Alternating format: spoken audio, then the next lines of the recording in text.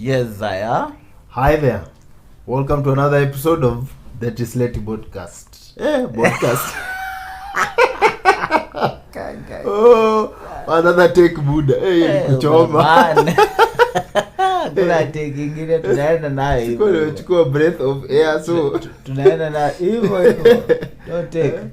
Welcome to another podcast. Welcome to another episode of Tissletti podcast. My name is Douglas. Deno here. Yeah, and thank you for tuning in. First of all, apologies. We've learned our first lesson story mic.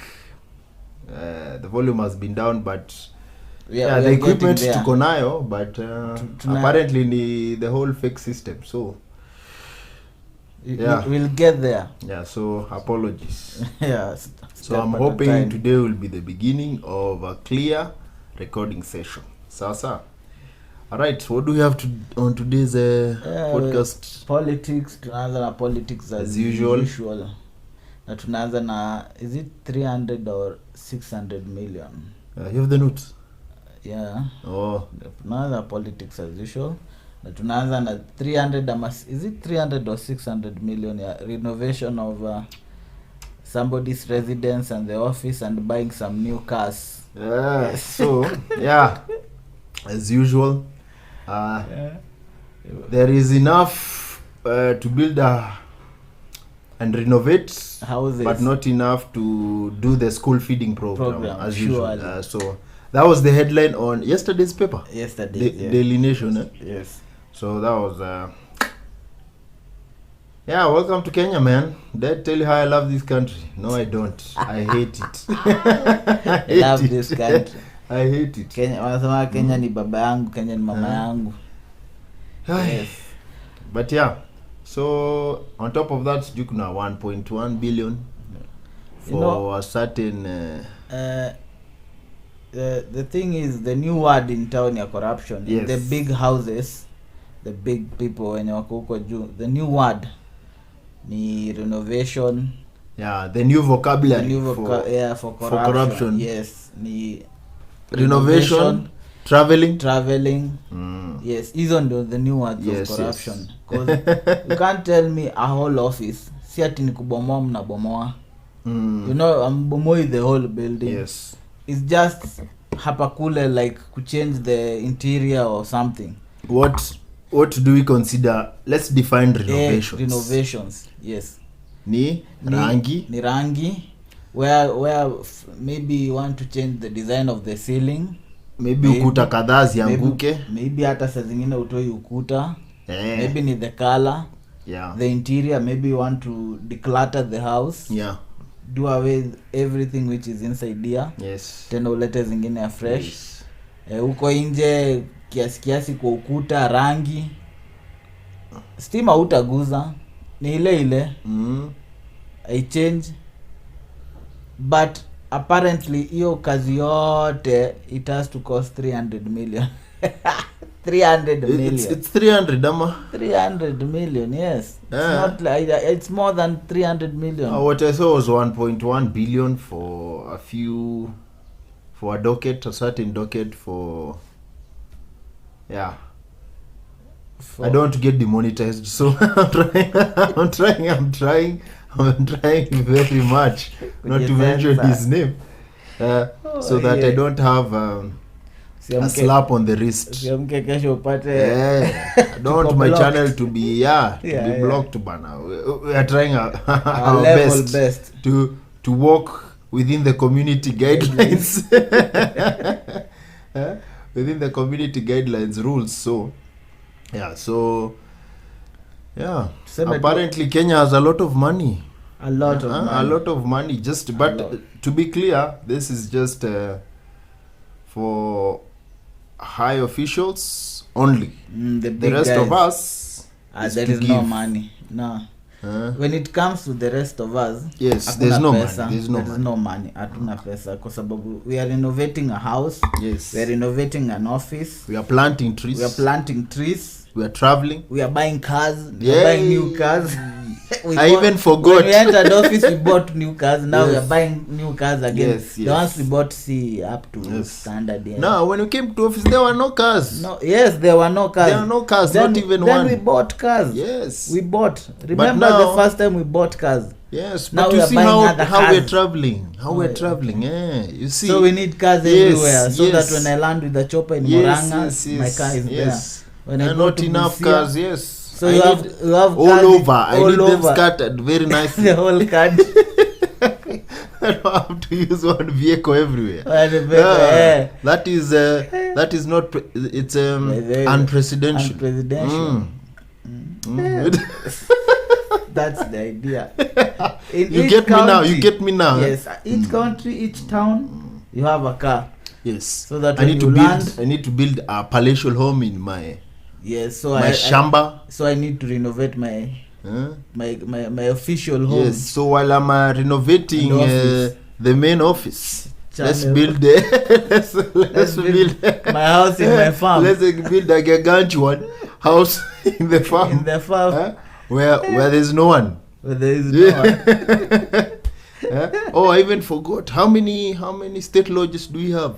We have a lot. All of them. Renovate. Renovations. Yes. Renovate all of them. Even the small renovate. I'll be sleeping kwa zote.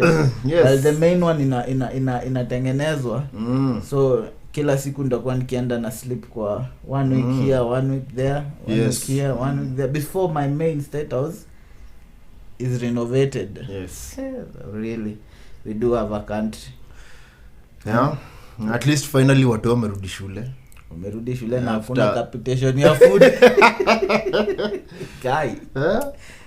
Kumbuka mtu akisema hapa, kai. Wa Kenya msidanganyike tena. Don't. And the floods are over. Oh, sorry, I forgot. Those are prayers for rain. Oh, yeah, yes. prayers, yes. Floods are AKA. Okay, we prayed. We prayed, it rained. Trained. So those were blessings. Yes, the water. Our prayers were answered, in Yes. short. So Majenye ilikuwa, Yes. it was our prayers. Zilisaidia sana. finish the drought that was the there drought. before. Oh yeah. Finish the drought, yes. Now we are planting trees so that Oh, we can- yes. yeah, is it blue economy or carbon CG copy Yes. or something? Yeah, this, like we said, who said it was Sifuna. It was our, now this I can quote him because he said it anyway. Yeah. He said this country's agenda is the IMF's agenda. Yeah, it's there. So in case you're wondering why we were planting trees, I can neither confirm nor deny that the IMF was not or involved in that whole situation. Because if you check the agenda, it doesn't make sense. Why are we planting trees? Wanasema Madai has been doing this. wanasema ni the late professor. Food security. Country's hero walipigania by blood hata. And she did that, we didn't pay attention. She won a Nobel Prize for it. Now we have holidays. It has nothing to do with her. Wangari Maathai alisema plant trees, watu wameignore. Right now trees ni kukatwa, big zinakatwa. business. It's big business. All the trees that were in town zimekuwa felled zote. In town kulikuwa na trees, kulikuwa na streets zilikuwa poa ziko na trees, sasa hizi zimekatwa zote. Alafu you expect mvua ikinyesha isi cause havoc. It's going to cause havoc. Yeah. Moi used to do is it the gabions or the gullies, I don't know. Ila alikuwa anaenda anatupa mawe so that in a hill you build something. Yeah, it's almost nika gabions. To stop the landslide, monyoko wa udongo or something, kitu kama hiyo, si ndio? Yeah. Is it gabions? I sikumbuki poa. Moi alikuwa anafanya hizo vitu sana. Saa hii hakuna kitu kama hiyo inafanyika. Landslides left, right and center. But the only thing tunaambiwa ni hakuna do. We need to renovate our houses. Yeah. Those are the agendas that watu wanafaa kuwa kifikiria za kusafeguard interest za watu, you know. Yeah. Kama mnajua a certain place is prone with landslides, Yes. enda huko, build those things. It's a community thing. Ita watu kuja build the things. Hizi PR zenye wanataka kufanya, enda ufanye hiyo kitu, hiyo ni PR. Fanya hiyo ukifanya PR. I think for now I can just summarize that as soon as this government got into office, I think rationale was thrown away and substituted with chest thumping and arrogance. No, it was there. Ni sisi hatukuiona. You know, it was there, hatukuiona. We were so consumed with the new na change, hatukuona the arrogance and the chest thumping yenye ilikuwa, because it was there. Ukiwasikiza, it is there. Wana chest thump tu wakiongea, kufanya campaign. It's true. It was there. We didn't, unaona ile kutake makini, tulikuwa consumed na government yenye ilikuwa iende. We need change. The change yenye iliingia ndio so in short tulisema tunataka umbwa kali. Mbwa kali tukaletewa Simba. Tukasema Simba ndio the best. King of the jungle. So kuiweka kwa nyumba sasa inatukula.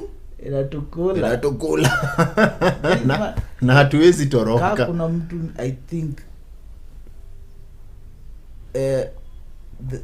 kuna mtu like, I'm trying to figure out, this guy hates poverty. Anachukia the poor people, like he literally hates them, cause everything anafanya is affecting the poor people.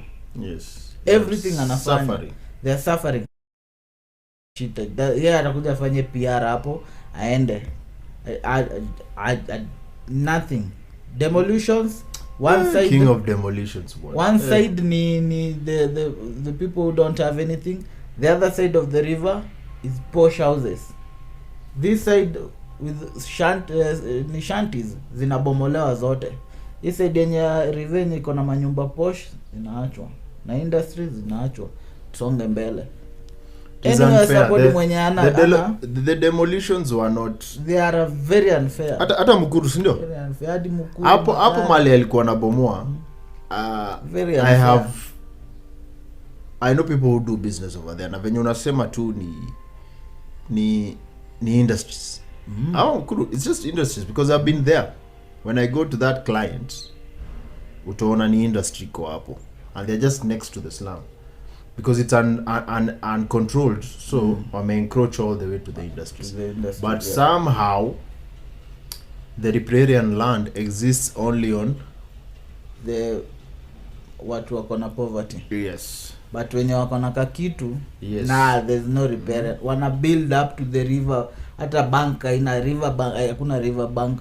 River bank ni ukuta ya industry, maji ina flow on the wall of the industry. So but people did. I feel if anyone was affected by the demolitions, pokeni pole zetu. It's unfortunate, and as let's just say, when we saw it, personally when I saw it, I felt again it was painful to see people go through that. And it's raining. It's target. I can't say it's targeted, but it happened to you, and the only people that it happened to fit a certain criteria. It's not everyone. So I don't say it's targeting, but you all fit a certain criteria, and you're unfortunate that it happened to you. Yeah. But that's not the way to deal with things, especially after floods. Floods without any help. Unabomoa alafu unawaacha hivyo. Yeah. Then you go.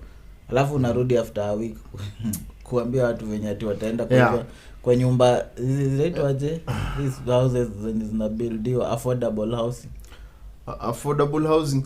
Okay, the example, there was one example nilisikia affordable housing. This is it's called what? Loading whatever. Zile za ziko pale Lang'ata. Ni estate. Yeah. So that one niliona wasewaki, there was a briefing on the TV about how that estate venye inakaa. And honestly, hawa si ndio wanakaa huko. Mimi sikuwa najua. Si ilibomolewa alafu wakajengewa. Yes, wakajengewa kaambiwa wakae huko. So me I thought That's it was affordable. a PR stunt. No. But the news guys wakenda huko, it's those guys who are living there. Now wanalipa I think 700 bob. Yeah. From what I heard I was shocked. Wanalipa so saba because the way it's designed ni sijui ni rooms tu. Ukiambia watu affordable housing. No na the people you are saying ati watoke kwa hizi slums. Yes. Waingie kwa hizo hao. Informal settlements. Unataka consider watu wanalipanga how much hapo mahali wako. Yes. Before you move them, first consider how much do they pay. That's when ndo wako hapo. So watu wanalipa hao hata 15. There's a clip I saw when walikuwa karibu na the river, walikuwa nalipa 1,000. The more you go up, the more ina increase. So 1,000, 15, 2,000. Yeah. It was very affordable for them. Alafu ukuje ubomoe, waambie sasa mtakuwa mkilipa in order for you to enter that house, utakuwa unalipa sijui 17,000, sijui 18,000. 18,000 uingie.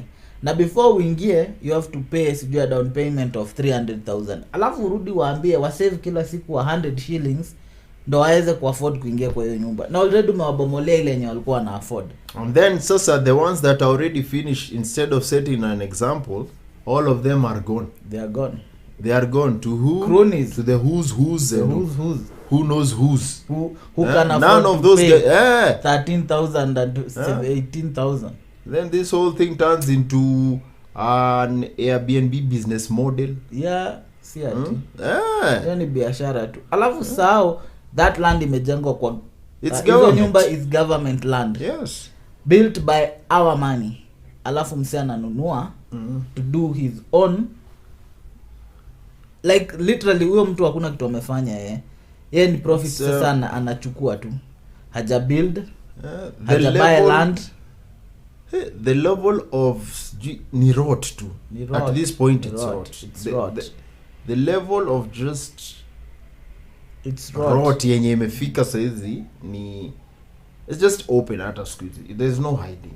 There's just that's the new normal. Ukitaka kujua the rot yenye iko sahi kwa government, impeachment tu ya the agriculture minister. It was just huyo jamaa was supposed to go. How can we support such level of so inaonyesha hata CCC we don't support such level of incompetence.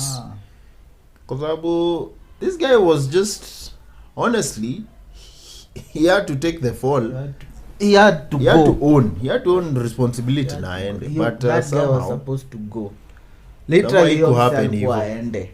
Lakini ni ile kitu tulisema that what happened.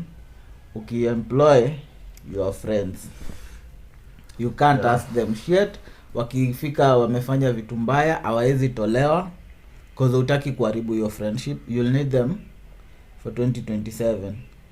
So heri wakae hapo, heri wafanye whatever they want, lakini you just have them there because of 2027. Then there were purported cases. There's no evidence that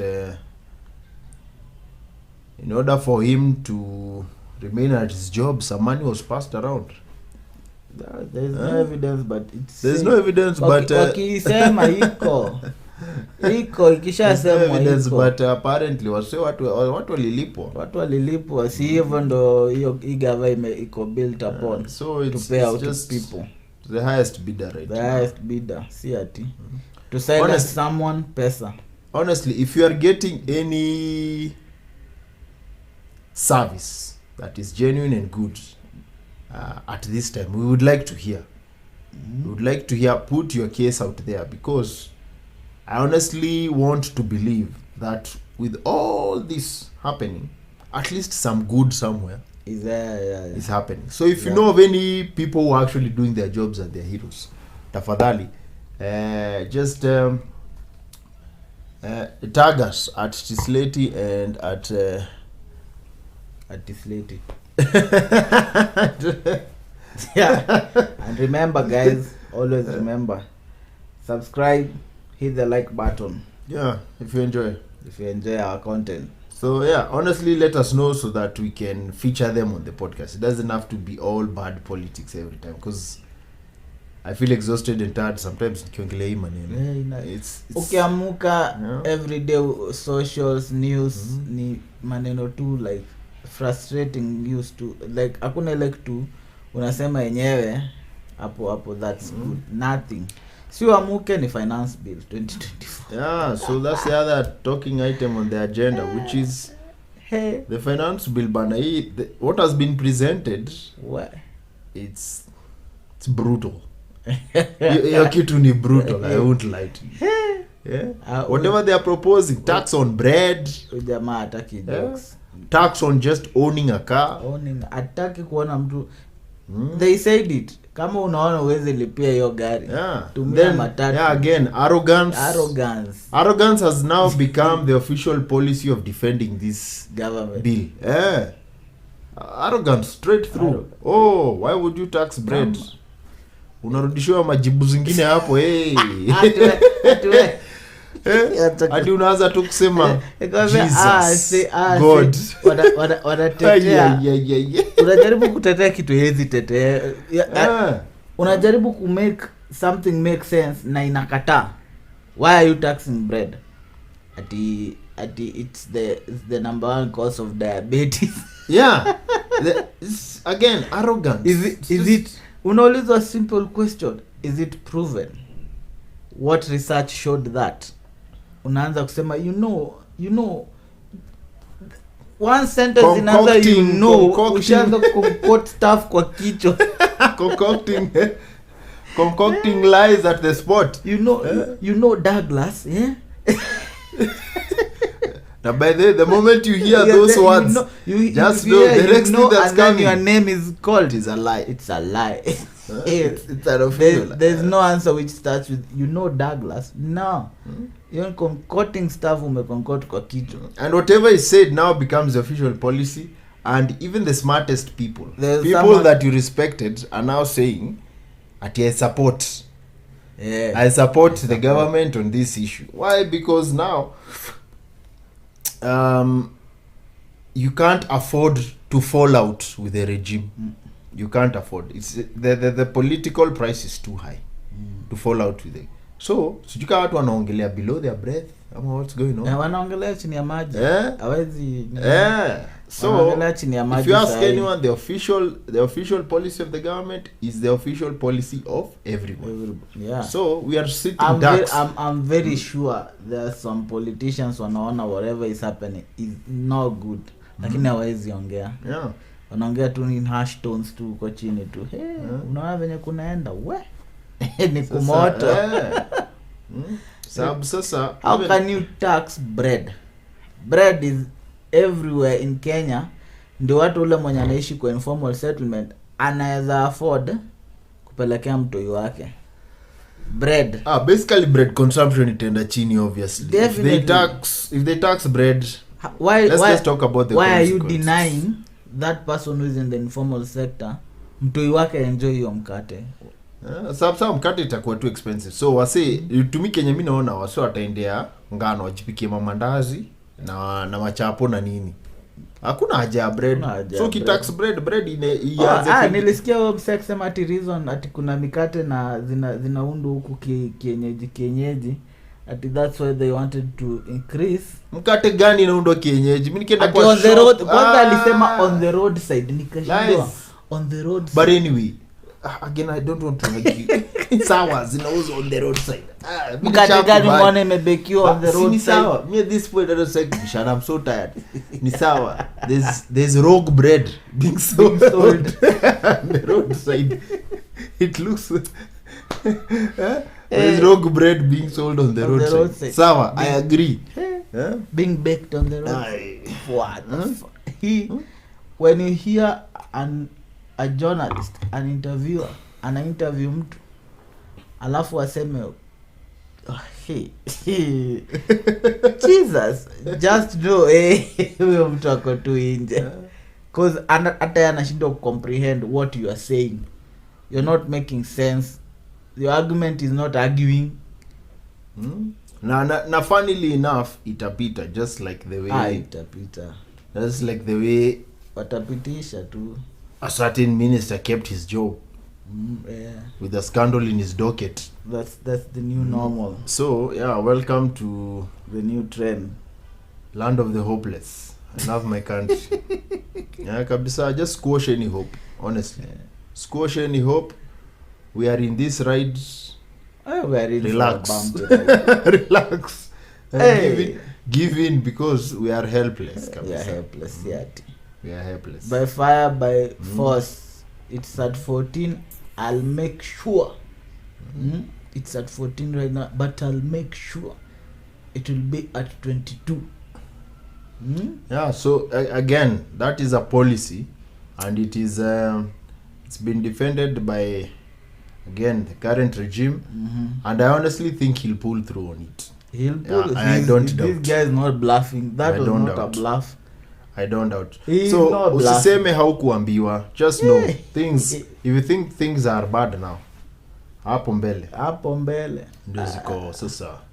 Yeah. Kila mwaka tax lazima introduce every year. So Kenyans, embrace yourselves, but never forget 2027 revolution at the ballot. Vote. So is hata kuna evidence. There is evidence of contradictions between statements. One statement that says, when you are campaigning, that is ulikuwa unasema hii tax hatutaruhusu nini, and then when you are in the seat, when your hands in the control of the steering wheel and you are the driver supposed to take us to promised land, you say exactly what you accused the previous regime of. Contradiction again. So it's just a circle of lies. It's a circle of lies, and that's what we bought. And say hiyo ndio tunarip. We are ripping heavily. Assumption. There has been bumper harvest. Of it. Na bado bumper harvest. Tutakasikia wewe. So honestly, Kenyans own it. Let's own it. Mimi, I have to say I was not a supporter of this regime. Both of us anyway. Our status was we were team the former president, and our allegiances was with the opposition. So that's who we were supporting. But as for now, if you ask anyone who voted for this, apparently they don't exist. They don't exist. No one exists anymore. But asi tulikubali tulishindwa. But now tulikubali waliicheza. Yes. Na tukasema talking of which, let's switch to ghost schools. Again. Clear evidence. Now this one I can speak clearly on. By the evidence yenye ilikuwa table na iko. Yes. Ikifuatiliwa vizuri, right now everything should be halted. Apple. We are not taking it seriously enough. Not just us, even the opposition. Everything should be halted by the opposition, but even the opposition. There is clear evidence of malpractice, of election rigging. Ghost votes. There's clear evidence that this was done by netizens. This is just done by which TV station? The ones that NTV. Inafanyanga the Lord's work. Yes. Keep up the work. Yeah, so this is well documented online, so we can speak about it. So NTV gave an expose of ghost schools in Baringo. Yes, Baringo. In Baringo. And if you check some of these schools, they were on the IEBC list of polling stations. Ndio, polling stations. Maanisha watu walienda wakavote. Yes. But even ghost votes count. Yes. Ghost votes count. Ghost polling station. There were ghost votes cast. Yes. And they counted. And they counted. And he won resoundingly in that. Landslide. In that area. The winner in that constituency won resoundingly. So with ghost again, school. there's evidence. Wachana na ile ya Trump na Biden. Alifanya research nini? There's no proof. Here there's proof. Imejileta tu. Yani imejileta tu yenyewe. Without even searching. Ulipomekaa unaleta yenyewe tu. Ile yenye tuliambiwa ni wild goose chase na hot air.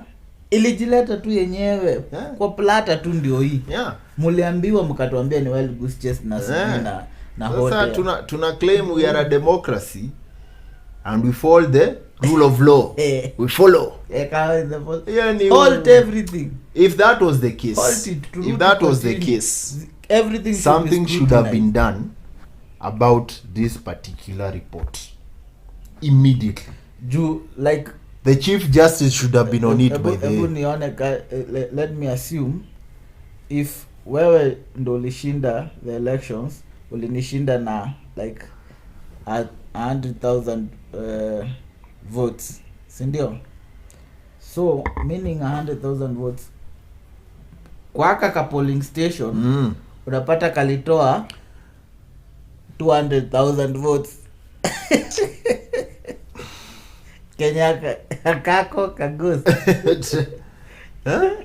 It's near annoying yani to see the amount of injustice in that take place because and then at the AG angeko on this case mbaya sana. Haiwezi kuwa yani wa government. Yeah. So the Chief Justice at least. Haiwezi ameko kwa mfuko. No roll wise. Wachana na roll wise. AG haiwezi. AG haiwezi lakini the CJ at I don't know but I don't think so. Matters constitutionally zinapelekangwa. Inafaa sasa our opposition wairei sasa ndo iende wa raise sasa hizo nini tena ndo sasa ipelekewe hata kama si nini at least LSK sasa ni lawyers this opposition hata LSK inaweza bring up I guess because LSK si inakwanga ka entity kivyake. Yes, because says LSK inaweza si wana joining some cases any constitutional lawyer anaweza come up aseme based on this evidence yes na afanye research yake vizuri kwanza before alete hiyo ya NTV peke yake because NTV media imetoa one school two schools. Yes, so rudi kwa portal tafuta everything, do your research, get the evidence, table it. Yes, because this has been done so many times before. Even case ya huyu Prophet of Doom Mackenzie. See, someone took it. Yeah, it's by the way, it's somebody took it. That's why undefended. Undefended. And hata this bado the case is ongoing, says hata tulishasahau. But the government is throwing everything at it. Terrorist charges, nini charges. Hawana solid exactly something to charge him with. So anyway, in that case, so it is very unfortunate that his story ili bang for a day or two. Alafu, that was it. After sijui how many days watu wameenda wamekuwa coached, wanatokea wanaanza kusema ati this school ati hii ni shule tunataka kujenga, that's why tuliandika tukaeka hapa. You guys, if again, it's a school mnataka kujenga inaandikwa proposed site, alafu ikiandikwa proposed site ya the school, it should not be kwa portal ya first of all ABC. Even if it's proposed, there's ongoing development. See at you cannot come and say I am proposing I'm proposing to build my future house on this land. You need a lot of kuna kwanga unaandikanga proposed site for like this site is proposed to be to build a university, so it's proposed. So they are unaweka ubao unaweka ubao tu inaandika kwa an empty land. Yes, unaandikanga tu proposed na iacha hapo, so like people should know kutakuwa na stuff ina buildiwa hapo, then you start building. it's there, but sasa hii it doesn't have proposed, iko na gate, iko na everything, alafu iko kwa IBC portal, imewekwa hapo kama polling station. Alafu mkuja hapa mmekochiwa mwanze kutuambia hapa venye ati media ina misquote stuff, misquoting, na inaonyesha ili watu vote, people voted from that bush. It's unfortunate, honestly. So easy mimi again, we're in for a ride. We're in for a ride. Brace yourselves. And the worst is yet to come. Yes. Saizi hata ndio tunatoka stage. Sai hata ndio tunatoka. Hiyo gari imejaa. Gari ndio inatoka stage. So yeah, anything else on the politics docket? I think that's it for today. That's it. That's it. So that's the political situation. Any good news on politics? Nothing. Hakuna. Wacha tungoje Limuru 3. Tusikia watatuambia. Wacha tuone. Tusikia wanasema. But mimi nilisikia, I saw it trending, but I didn't know what it was about. The only thing I know is people from the mountain should gather there and forge a way forward. We're in Limuru? Yes. Oh, that was the thing. Yes. 1 na 2 ziko wapi? I think ilikuanga huko tu Limuru. I don't know. Nilisikia tu Limuru 3, hata sikuwa najua kulikuanga na 1 na 2. I didn't follow up on that story. Hata mimi I didn't know. Mimi nilisikia tu Limuru 3. I didn't know kulikuwa na 1 na 2. So nilikuwa nashindwa 1 na 2 zilifanyika lini. So these 3, everybody from the mountain who wants to join. Wacha to finish off na the fact that the parting shot on politics this episode, the fact that all influencers, political especially, whatever they put out as an agenda of their own. And there's one who was recently shown a huge critic of the government, but he's in the government's payroll. They are in the government's payroll. It's not a he. It is the opposite of he. So pesa ndo inaongea hapa. It doesn't matter niko side gani. On the government payroll and they are a critic of the government. Hata mimi ukikuja nipatie pesa, I need it. There's no such thing as free speech. No, there's no. People with their agendas, and whether you come across pesa boss pro the agenda or against the agenda. Don't joke with money. If I give you money hapo utakubali, hata kama wewe ni critic wangu aje, shika. Tunajua naweza kataa ni the defender wa Kenya ni mmoja tu. Nani? Ukio Mtata. Yes. That's the only defender of Kenya. Unfortunately he's a senator, not an influencer. Yeah. Sasa ndio alikama ka question this whole car tax thing. Yeah. Hata like it makes sense ukituambia that if you can't pay the tax of the vehicle, tumia matatu iweke nyumbani, then mbona tuna lipia tax ya affordable housing? Na mimi sitaki gari. Sitaki nyumba. Sasa wewe sitaki gari, sitaki nyumba. If you're going to tax my car, then I shall leave it or sell it, so that it doesn't be a bother. Yes. I use public means. Yes. And not be taxed. So if that's the case, so hata mistaki nyumba. Taki nyumba zaidi. Hata biashara yenye mnataka, taki biashara. Very simple logic.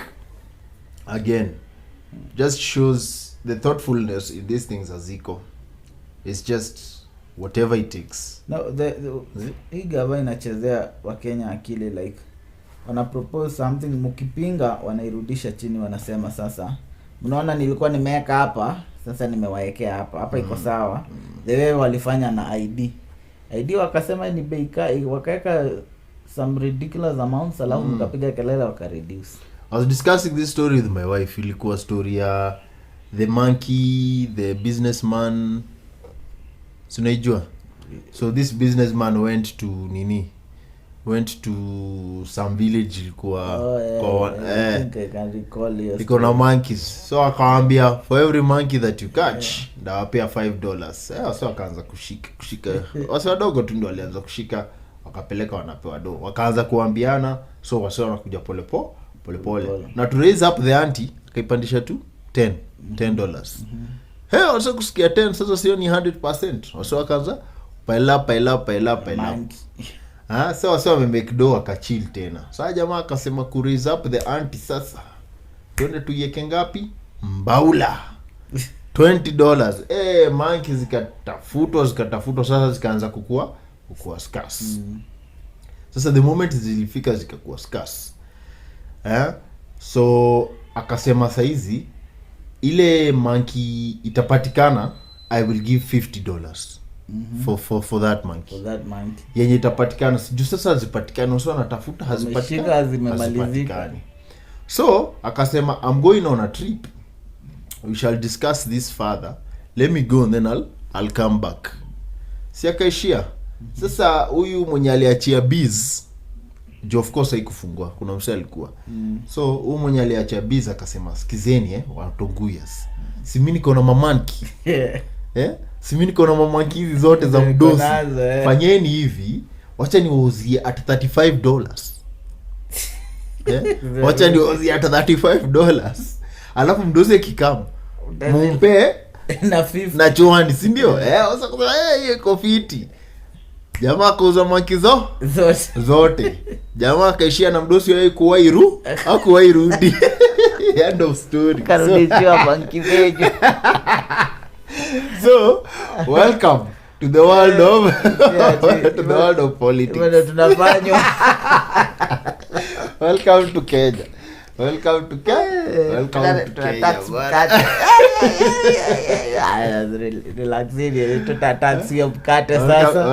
Kenya.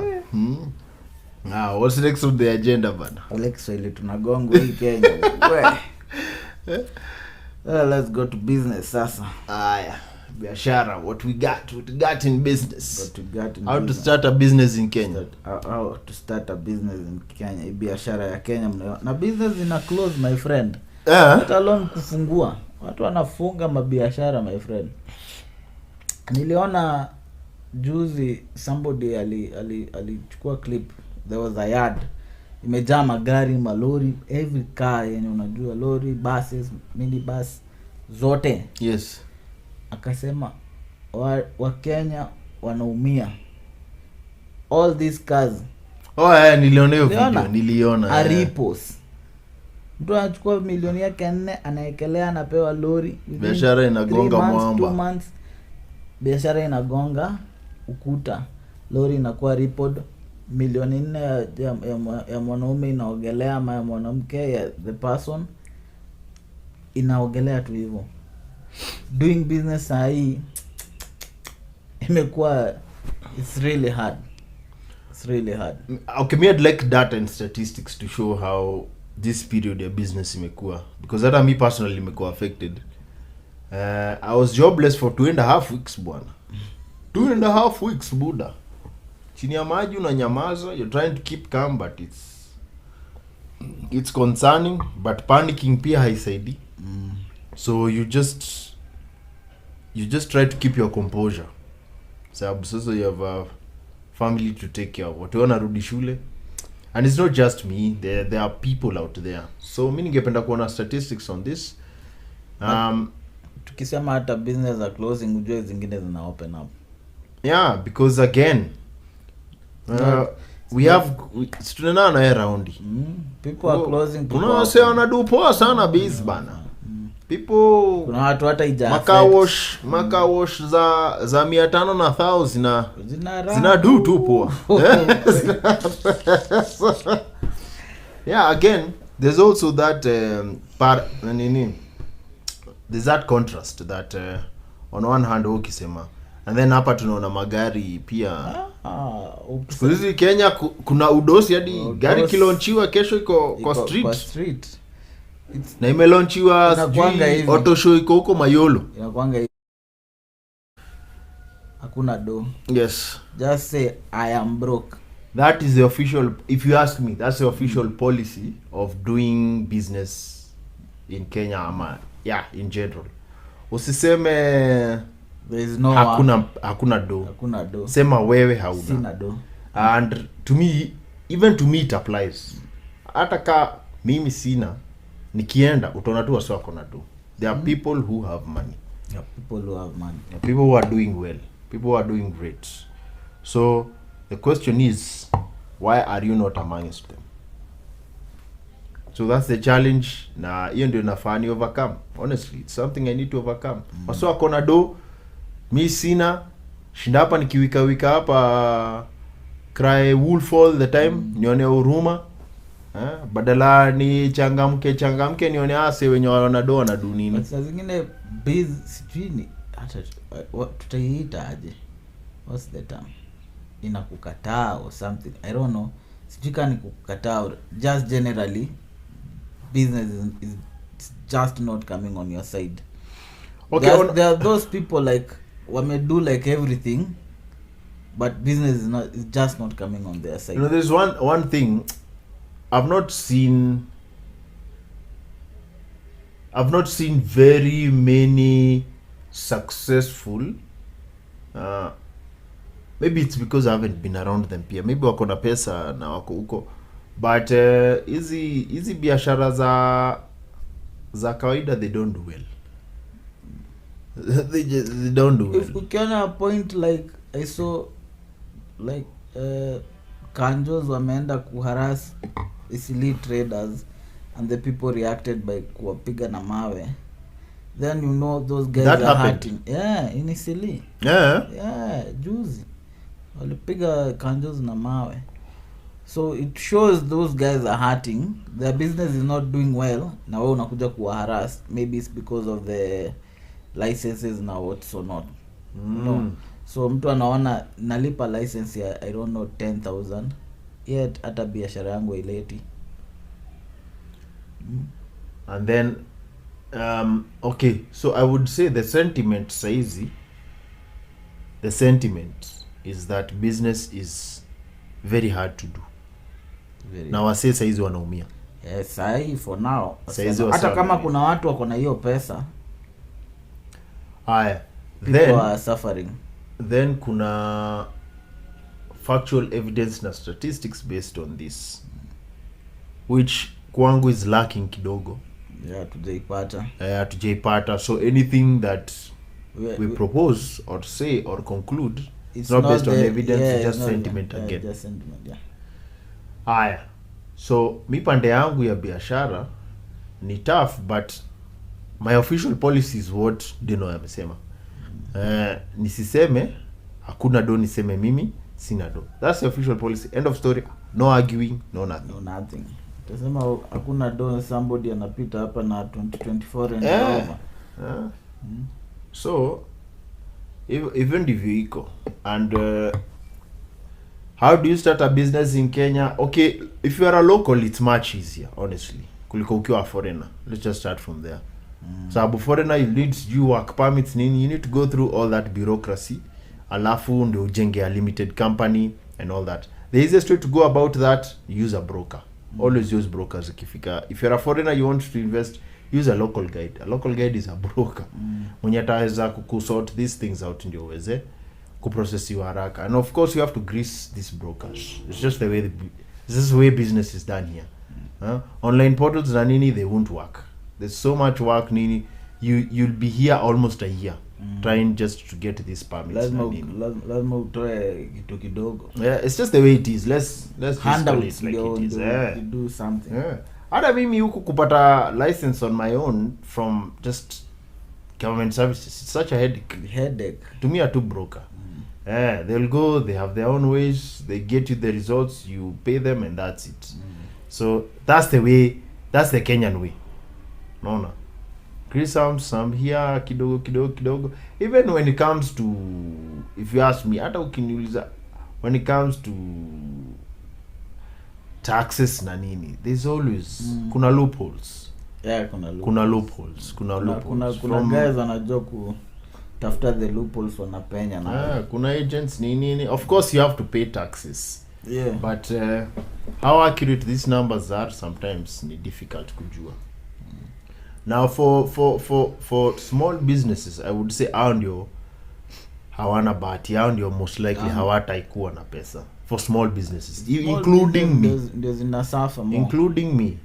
Because utakam ulipe these licenses, ulipe rent, you are starting a new business, na utafute mse wa job. Of course the odds are stacked against you because the expenses. Real businesses, na me, this is something I believe in. Real businesses take more than 10 years to build. Consistently. Ukae tu now consistently. Most of us hatuna hiyo patience. Tuna biashara, the small business. Yeah. Wanafunguanga uanza biashara first month na unalipa like for 3 months. Sindio? So within those 3 months ukiona uja make money, unafunga. Which is the wrong approach to business. Completely. Kabisa. You cannot, hauwezi faulu hivyo. Kubali kurani hizo losses. Hata mimi am a victim of that. I have had to receive emotional support from my brother here. Nikiwa na kama like a small business yenye nataka kufunga because I'm impatient, naona ni kama haileti. Lazima in the long term it just shows you sense that it can make watu wanafanyanga hivyo ni wale wanaambiwa iko na do. Somebody is doing something. Yes. So unaona because this person anafanya hii, alafu wanakuambia iko na do, hii business iko na do. Wewe unakimbia unachukua money from somewhere, unakuja una set up the same business.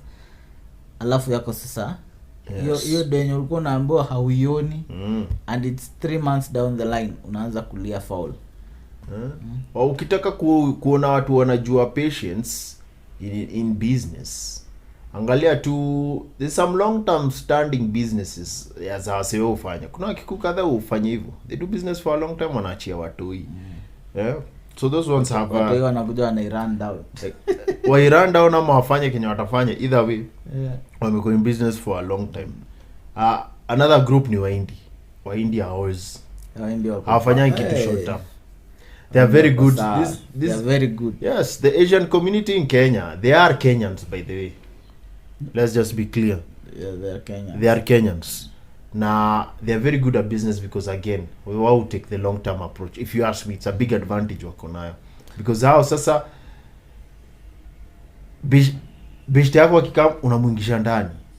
Yeye ndio kadere, yeye ndio nini, undo atasimamia nini. That's how they work. They build something small, take time, grow it, and end up zinakuwa very big companies in the future. Yeah. Now, they play a long game, 20, 30, 40 years.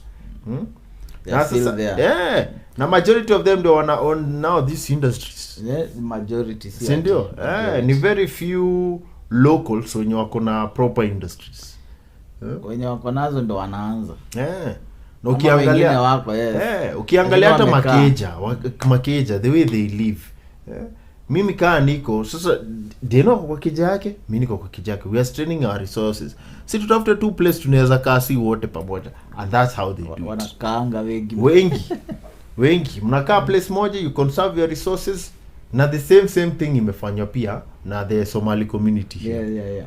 So everyone is saying they are taking over. They are not taking over. This thing imekuwa ikipangwa for years. I don't know kama ni ukweli, but there's somebody who told me the Somali community wana lifting each other. They do. So if you prosper, I shika my small bro. Yes. Namleta juu. Yes. Tunashikana, tunatafuta huyu, tunamleta na yeye anaanza kuomoka. Tunashikana hivyo. Hata saizi ukienda. So wako na do to like the whole family has money.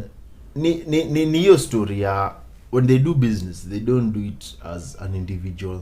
They do it as they collect.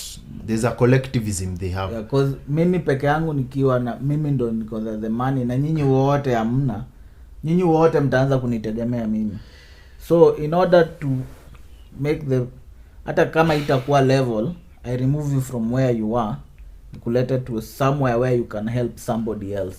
Hata even their virtues are different because hata ukienda hapa me buy tire kutoka kwao, they have the best rates. Angalia.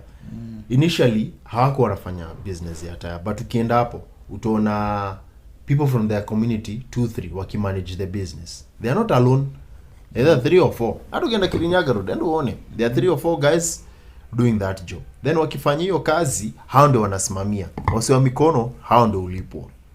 And they are not from their community. Ni sisi. Inakuanga sasa sisi. Utakuta Wakikuyu hapo, Wakamba, Wakamba mabushman. And that's how it is. Enda duka ya spares hizi kubwa. Enda uone. Wahindi. Wahindi ndio wanasimamia. Wewe unafanya nini hapo? Because the guys amesimamia. Then huku chini sasa ndio kunaanza kuona ka diversification kiasi. So I say one wanacheza long game na two wako na collectivism. Which ukiniuliza mimi, acha niseme sisi, mimi as a Kikuyu would not have to go tribal. Yes, it is presumed we are good in business and I have an affiliation towards business and I like it. But utapata mina struggle peke yangu. My mom is not in the mix, my sister is not, even my wife is not in the mix. Niko tu hapa nangangana soul. So unapata mimi, my mom, my sister, we all have businesses. Tunangangana peke yetu. So hakuna scale. Most of us don't plan anything for 10, 20, 30 years. Hakuna. Wewe unafanyanga tu ndio usurvive. Ukipata do, kaholiday ushaenda, kamdai ushabaye na nyumba ushajenga. Kila weekend kuanzia Friday to Monday. So that's business for atufikiri like exactly this stuff inafaa ikuwe long term. Even hata mimi nikifanya business hata Deno smuiti nakula tu solo. Unaona? Deno naye akipata yake anakula solo. Siwezi onyesha best yangu job.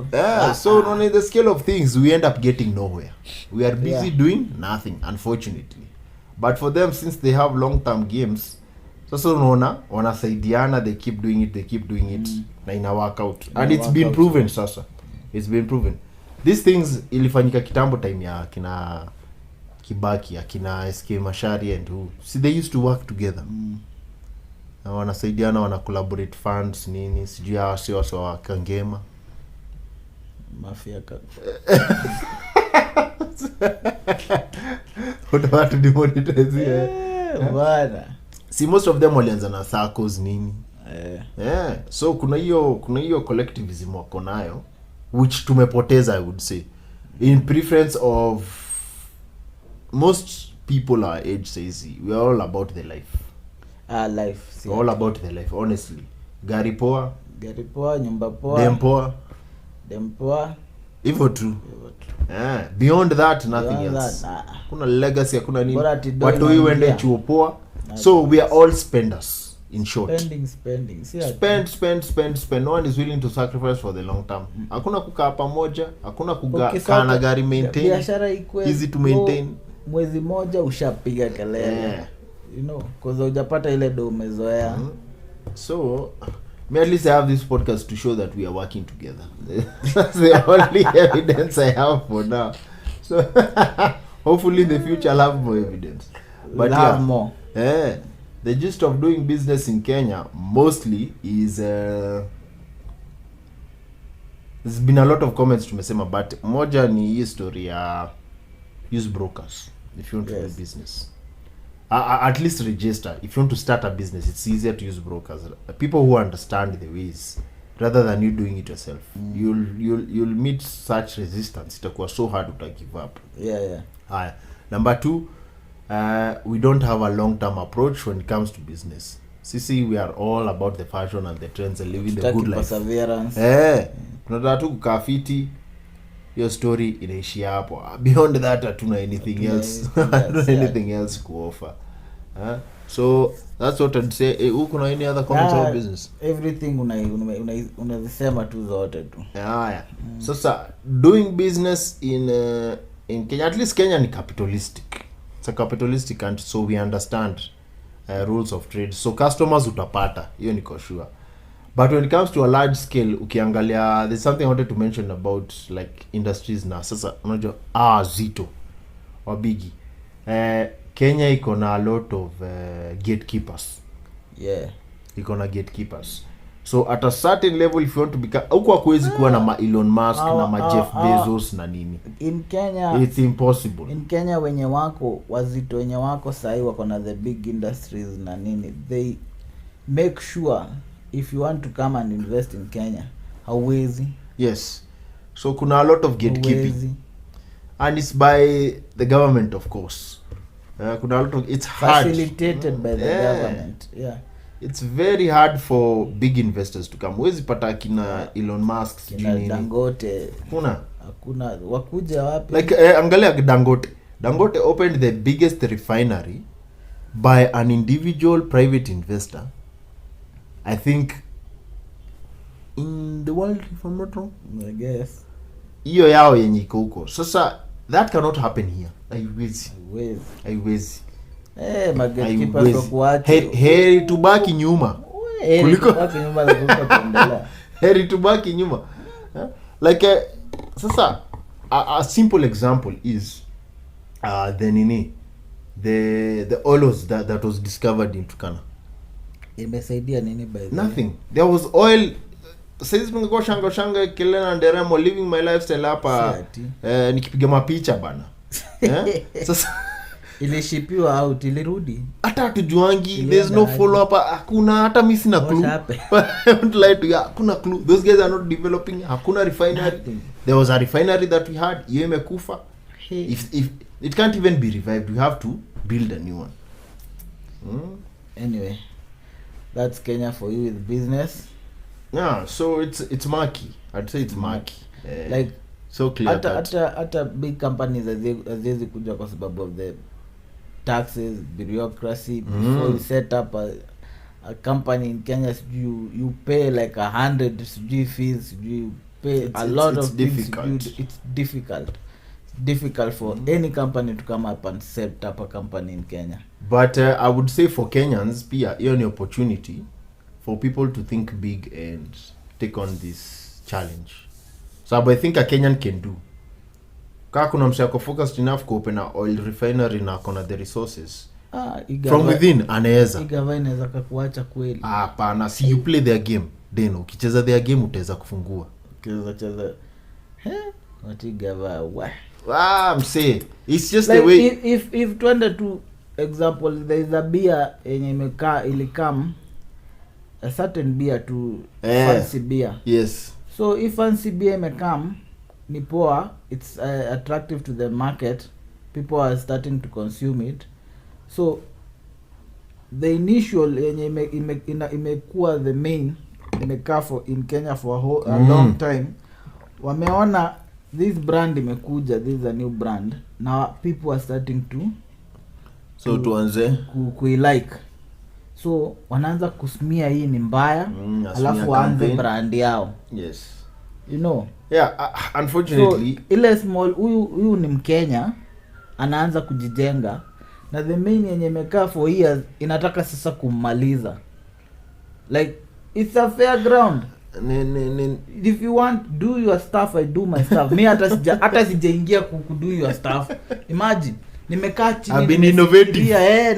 Nimefikiria I've been innovative, nikaona I want to do the brands zenye nyinyi mnafanya, let me diverse ndo niachane na nyinyi, you continue with your nikifanya yangu. Mnaona sasa yangu iko unakula pesa yote na ni kidogo tu. Imagine hata sijashika the clients mko nao, hata sijafikia a fraction of them. Juu nyinyi mmekuwa hapo in the game for a long time, you get. Mimi yangu ni just a small tu ndo imeanza, alafu mshatetemeka, mshaanza kusimia my staff ati ni mbaya, it causing them nalipo wase to based on no evidence that you purchased and you went through whatever you are saying. And unaenda hiyo, you didn't even contact us to tell us this was happening. This has happened, yeah. But anyway, welcome. That's doing business in Kenya. It's not easy. And the biggest indicator of gatekeeping, I would say ni ebu angalia how many new innovative companies have been introduced and have been successful in Kenya since Safaricom. Safaricom mi ndio nakumbuka the last one, but after that hebu angalia nothing, no airlines, no nothing. Hakuna Nothing. Wote ni wale wa kitambo, akina Kakuzi, sijui nani, same old. Kenya ija change, ni wale tu. Tu. If we were growing, there would be very good innovative companies, a lot of mingi, and they would be on the stock exchange. Hebu angalia US, there's a time car companies used to be the biggest companies, but angalia says it's tech companies. Tech companies ndio wameown, na before that, before even car companies, kulikuwa na kina General Electric, manufacturing ndio walikuwa wabigi. But if you check Kenya, we are still on agricultural, manufacturing. Na sasa Safaricom is not even tech, it's communications. So the same old. Hakuna innovation, and that's Safaricom has been existing for more than 20 years hizi. Ama I guess 2002 kama 2002 ama 8. Yeah, 2002 ka 2001 and 2.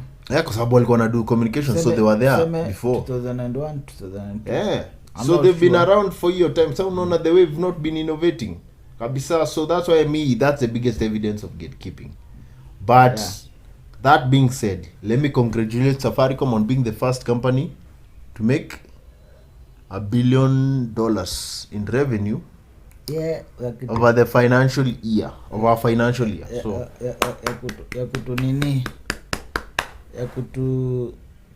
kutu spam na ma hilo na net kutukata like hilo na kikama eke hiyo sim card zake hizo zenye nasema Safaricom bye bye. Siko baya. Internet Safaricom inalalia. Siko baya. Masikio sana. Internet is the new cell tower. If you are not careful, mtachunga sana. Sababu historia gatekeeping mtaacha tu. Yeah, so that's a business docket for you. Business in Kenya. Yeah, so mnaweza be on the comment section bwana, mseme what you'd like to see us discuss. But that's business for you. You can also chip in. Yeah. And don't forget to like and subscribe. Yeah. Next Nenda for the final one. Cars. Tumeongea sana. Tutaguzia maneno ya gari. Cars when we are passing tukiendanga. But we have talked more, I think tumeongea via gari, like it was about the tax. Yeah, so the car tax, obviously. Car tax, you buy a car in Japan, it's nafika Kenya, inakuwa tax at the port. Duty na sasa all these other taxes. Unarudi, unalipia insurance. Unarudi, unaiweka mafuta, inataxiwa. Unarudi, unaiweka spares inataxiwa. Unaiweka oil. Everything inataxiwa. And then on top of that, the government of Kenya has found it so nice and so good to tax you because you own that car.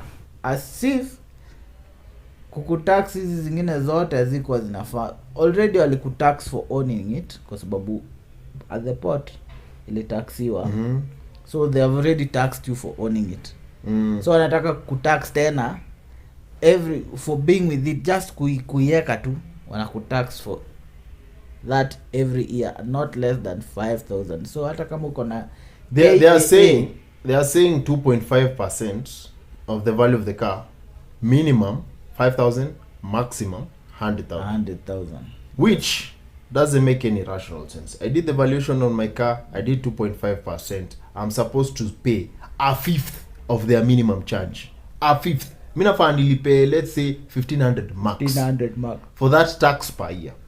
But now, since you are raising funds for whatever reason, you just want to have a lot of money, umesema minimum ni 5k, 1,500, that's so hata kama unaona KYZ exactly.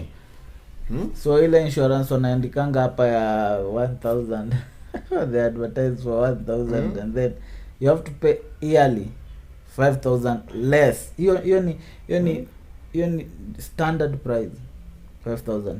Anyway, that's Kenya for you now. Yeah, so anyway, sijika itawaka ama itawaka, deeper. sijika wataleta ama wataleta, but it's just again another chest thumping arrogance policy that ina affect everyone. Okay, so somehow it's income generating. While they are doing that, kuna country that's why it's being taxed. Nasema while they are doing that, kuna country inaitwa ni Japan ama ni China? China. Yeah, they are building EVs mambo bad. Yeah, currently the biggest producer of EV vehicles, BYD by a long shot. Inaitwa BYD. Yeah, wanaka they've toked from nowhere, but those guys wako na gari mzuri. Yeah, and they've been in the game for quite a while. Nimeona their history, they are 21 years old. Yeah. The company. It's just tumezoea Japan, Germans. Japan I think they don't go electric. I think okay, as far as Toyota's official policy, which is not the Japanese official policy, how wame focus on gari yenyewe kukua more economical and looking for other means. Toyota does not focus on electrification. Wanaona kama ni not even reliable enough for what a car is supposed to do. Not even gari ziko electric, but China iko na magari pia. Iko now, but the one that we're talking about ni BYD. Ni electric, and BYD is strictly electric. That car is good. So me I knew about BYD funnily enough through business, not being a car enthusiast. So me I listened to annual meeting, investors meeting ya Berkshire Hathaway. Big fan of that meeting. So mi nilijua BYD through the fact that Buffett had invest a huge share kwa the company. BYD, yeah, that's how I knew about BYD. Hapo ndio mimi nilijua BYD. And I was like, kumbe BYD walianza kusolve emission issues. Nakumbuka China ikiwa under smog. Shanghai na nini zikiwa under smog. Sasa magari zilikuwa too much, gava take action. Wakasema sasa wataanza kulimit cars that are going to city centers na nini. So they invested in their public transport system. By doing that, BYD ndio walitake up your challenge. So BYD wakianzia, they became the biggest electric car manufacturer by solving public transportation issues. Even ndivyo walianzia. So mabasi, si unaona hizi electric buses, basi go na nini? Si zote ni BYD. They're using local brands but ni BYD. That's BYD. So hiyo ndio speciality walianzia nayo, public transport. Through subsidies za gavana nini. Ndio ulikuwa unasikia hata hizi makampani za Europe zikiteta ati Chinese have an unfair advantage on the terms in terms of electric because government inawapea subsidies. Because the government saw it's a good idea. Yes. If something is good, why not invest in it? Sasa hata wanafanya the same strategy ya gatekeeping. Wanaona wako mbele, sasa mnaanza kusema ati wako na unfair advantage juu ya subsidies. So wasikubaliwe kuingia markets zenyu. That's what they said. But anyway, that's how BYD became the biggest electric manufacturer. So wasa walikuwa wanajua Tesla of course ni US. There's somebody I know ana mambo electric cars anajua. Ndio tutapatana tu bypass. Yeah. So that's how BYD became. Na sasa inaonekana wame transition that knowledge to become, I think in China they are bigger than Tesla. In China? Yes. They definitely are. They are bigger. If wametoa nini before Tesla. Sasa their eyes are now focused on the global electric market. Wanataka kuidominate. There's a high chance they can, because we've seen their cars, specifically the BYD, Yangwang U8 na U9. Yangwang and U8 na U9. U9 into the supercar. Yangfang. Wang Fang Wang. Yes. Something like that. For clarity purposes, we'll say BYD U8 na BYD U9. So the U9 ndio the SUV. Unakumbuka ile tank? that kitank yenye ina float kwa maji Yeah. nini inarukaruka ina turn Inapiga 360. 360. Yes. So me, I'm a big fan of electric cars because ya dynamics zake, the fact that instead of having diffs na nini iko na a motor on each wheel, simplicity. But what I don't like about them ni first of all charging inakuwa ngumu, especially ukitravel, and then secondly sipendi juu ya weight. Most electric It's cars heavy. they are heavy car nonsense. Because Si G-Wagon ili reveal juice the electric one. Yeah. Unajua ina weigh how much? 3.1 ton. 3.1 ton. Ni lori. Sini lori. in the shape of an SUV. An SUV. So ni nzito mbaya sana. Ya mabet, Yeah. bet. Sasa kuna hiyo, then kuna sasa imagine walikuwa wanasema ikiwa imebeba, the reason ilimekiwa 3.1 tons ndio ikibeba wase na mizigo ifikishe 3.5 tons which is the limit ya any gari kubeba without it being commercial. Ikipitisha 3.5 hii ni lori sasa. That's why so me na G-Wagon yenyewe, G-Wagon ya petroli zimeachana almost na 900 kilograms weight. That's heavy. So unaona it's really heavy. Hiyo ni heavy. Sasa hiyo ndio maana spendi pia SUV, because as much as ni electric utaona physics is physics. Gari yenye iko 1 ton na gari yenye iko 3 tons, hata kama iko na power aje, this one is more economical because move through your resistance yote na nini inasumbua. So yeah, that's why I'm against electric cars, but BYD is doing well. We hope to see their cars in these streets soon. Yeah. Soon. Yep. Yeah, I have nothing to say about electric cars. To be honest. Nianze kujichocha hapa. ABCD. Apart, lakini sisi kama kawaida Kenyans, we are very, how do we say, we are very dishonest. We will say we like the whole green agenda and electric cars magari tuna only if we are funded. Otherwise otherwise if there's no money concerned, we are not interested. You have to fund us. We are more funding rather than going green. Yes, that's the only reason why kuna electric buses in Kenya. That's the only reason why we are planting trees. You are very disingenuous. Yes, hiyo siku utatuona tukidrive electric. That for one day. Alafu tunarudi kwa our Gazlas. Yes. Kama kawaida. Big Lexus. Na hii big Lexus ni personal ama ni ya government. Tafakari ya babu. Tafakari hiyo. Is it government or is it personal? We need to know. Yes. Please clarify. If anyone clarify, because more information, we think our taxes bought that car. Nani latest 2024. So we need to be told this is our money for carrying this person. So when he leaves office it will be left there. Yes, alafu ipelekwe archives huko kwa barracks ambayo hatujui ni gani. Hata mimi nikiwa next president, we don't have cars, everything new. If it is not new, it is not a car. It's not even a car.